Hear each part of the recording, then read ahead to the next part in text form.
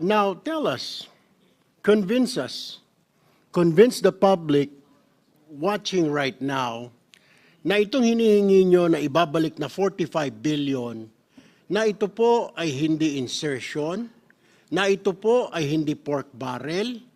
How will you convince us, the bicameral committee, and the people watching us right now live? Kasi kanina pa po, inoobserbahan ko, kanina pa po siguro 1 hour na, puro negative po yung tao, ayaw.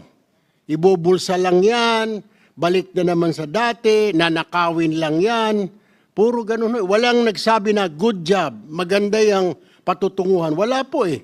Wala man lang nagsabi na magdudulot yan ng magandang trabaho, puro nanakawin, pinagluloko lang tayo. Mayroon pa nagsabi ito, pinagluloko lang tayo ng bicameral na yan. So, explain it to us.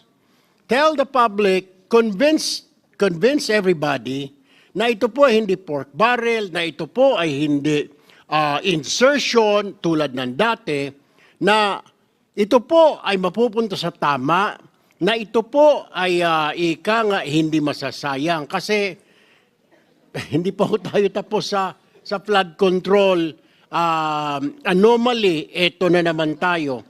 So you really, hindi mo rin kami masisi na ikaw ginigisa ngayon dito ng Senate panel dahil nga po sa tingin ng mga tao ay kalukuhan po ito at tayo ay nagdadrama dito. Kaya convince us, convince this panel or this committee, convince the public na ito po ay hindi pork barrel, na ito po ay hindi insertion ng mga politiko. Thank you, Mr. Chair. Thank you very much, Mr. Chairman, Senator Tulfo. Unang-una po, no, ang pinapabagikang naman po ay yung nakaltas sa mga proyektong nandyan na rin po sa Senate version. So hindi po ito bagong proyekto. So therefore, hindi po ito insertion. No, kasi kung ano lang po yung mga proyektong nandyan na nabawasan, ibabalik lang po yung kinaltas. Unang-una po yan. Pero tingin ko po, unang-una, no? Naintindihan ko po yung mga komento ng mga kababayan natin, no? At hindi ko sila nasisisi. Pero, ang gusto lang po naming sabihin is, binaba na po, base sa utos at direktiba ng Pangulo, ang presyo ng mga materyales. Ito po ay i-implement ng DPWH kung mamarapatin niyo po, kung bibigyan po ng Senado at Kongreso na pagkakataon ng DPWH na i-implement ito. I-implement po natin ito bago pa ipabid ang mga proyektong to. And if I may just read, Mr. Chairman, Section 6 of the department order that we issued, which reads as mandatory compliance prior to procurement. Sinasabi po dito, the bids and awards committees must, letter A, require certification from the concerned head of office attesting to the application of the updated construction materials price data. Ensure that no procurement shall commence without the certification from the head of office, and reject or return any project that is not duly certified. No procurement activity may proceed without meeting this requirement. Ibig sabihin po, i-approve po muna natin bago ituloy ang bidding para masigurado na totoo ngang ibinaba ang mga presyo ng mga proyekto bago pa ito ipabid. So ito po talaga tingin ko ang magiging safeguard natin. Pero syempre po kami po ay open sa kahit ano pa pong dagdag na safeguard kasi iisa lang naman po ang ating layunin lahat. Siguraduhin na hindi na maulit yung pagnanakaw. Lalo na dahil dito sa mga overpriced, nakitang-kita naman talaga natin na dati overpriced po talaga ang mga proyekto. Mr. Chair, follow-up question lang kay Secretary. Mr. Secretary, nabanggit po ninyo na dumaan sa proseso at dadaan sa proseso po ulit. may bidding na dadaanan, etc. Ganon-ganon din naman po yung sa flood control, Mr. Secretary. Dumaan din po sa bidding, dumaan sa TWG, meron pang COA, etc., etc., may PCAB, may kung ano-ano, ang dami hong safety measures na sinasabi. Bakit po nakalusot yung flood control? Dumaan po sa bidding, dumaan sa Congress, dumaan sa Senate, dumaan sa pagdating sa district, sa bidding, etc., TWG, COA, yung pala lahat kasabwat, Mr. Secretary. So how will you convince us, how will you convince the public na this is different this time, na seryoso na po kami, na hindi na po maulit talaga, promise. Kasi mahigpit na ngayon kasi ayaw ng Pangulo. Kasi ganun din po nung nakaraan sa flood control. Dumaan po sa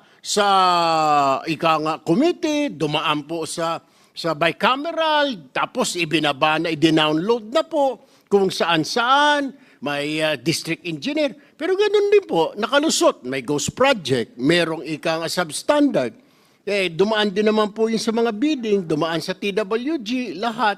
So what's the difference, Mr. Secretary? Yung projects ngayon, itong pondo na ito, na halos the same lang pagdadaanan, is there anything extra,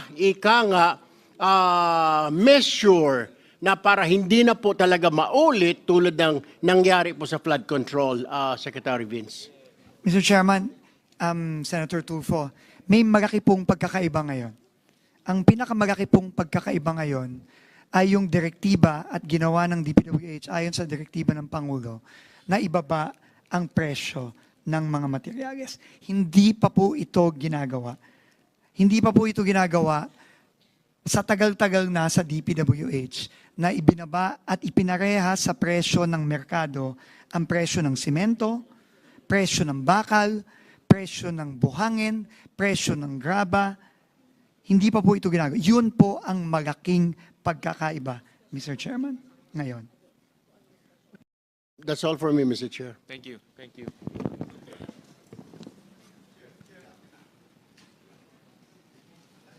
None from our side, Senator as of Senator now. Amy? Okay, thank you very much.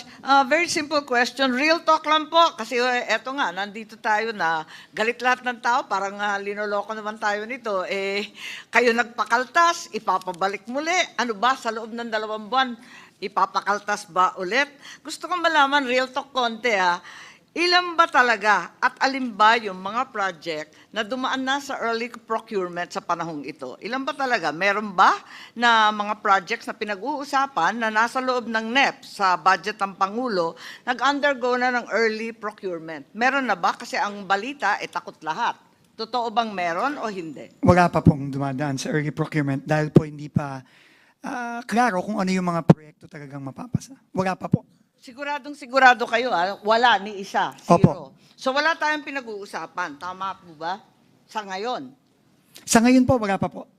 So ang ibig sabihin niyan, dati-rati talagang hinahabol yung early procurement ng October para hindi ma-delay ang project. Kasi aabutan talaga ng tag-ulan, hindi po ba? Tama po yun. O kung ganon, mag-a-adjust ka ng lahat ng ABC, sigurado na madidelay. Totoo po yan, Madam Chair. So ang hinaharap natin, talagang madidelay.